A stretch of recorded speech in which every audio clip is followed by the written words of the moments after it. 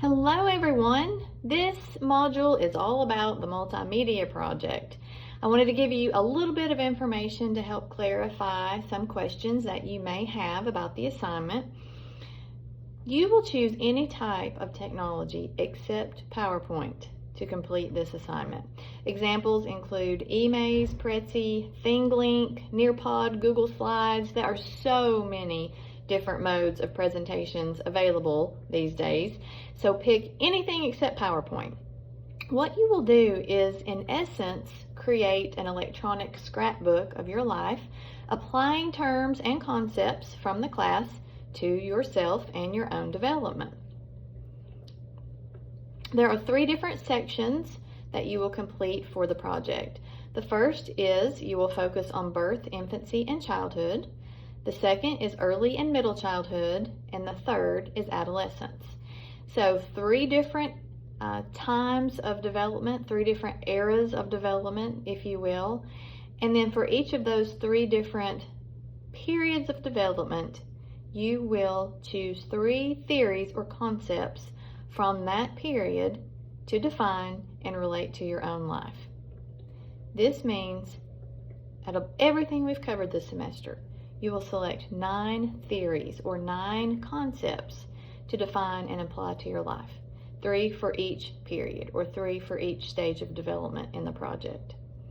As you go throughout the project and define your terms or your theories or your concepts, make sure to cite them, because at the end of your citation, you will have one slide that is devoted to a reference page where you will list all the references that you used, because we need to give credit where credit is due.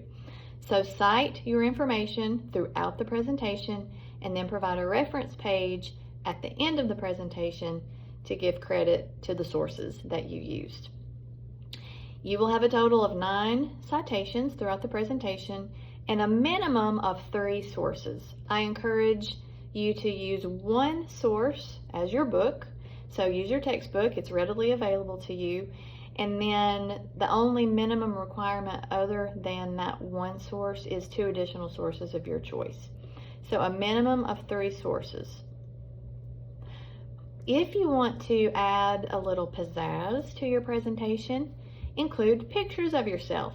Maybe you also want to include links to YouTube videos that might describe that particular theory in the way that you are applying it to your life in more depth.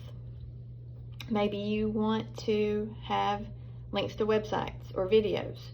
It is your choice. But the more multimedia that you add to the presentation, the better it's going to be, because you've added more content, you've added more depth, and you've added more interest to the presentation.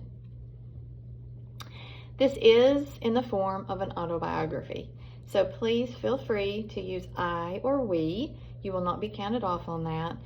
When you do your citations and your reference page, however, make sure to use APA formatting for that. If you're unfamiliar with APA formatting, I've included some links in this module to help familiarize yourself. You're also encouraged to contact me if you need help, or someone in the library. Our reference librarians are great with helping with citations. We also have a writing lab on campus, so please use those resources. The project is worth 50 points. There is a rubric provided for you in your syllabus. So I hope you have good luck with the project. I hope you enjoy the project. I hope you'll learn a little bit more about yourself as you complete it. And if you have questions or you have concerns, please let me know. I know one question that usually comes up is, how do I post this in the Dropbox?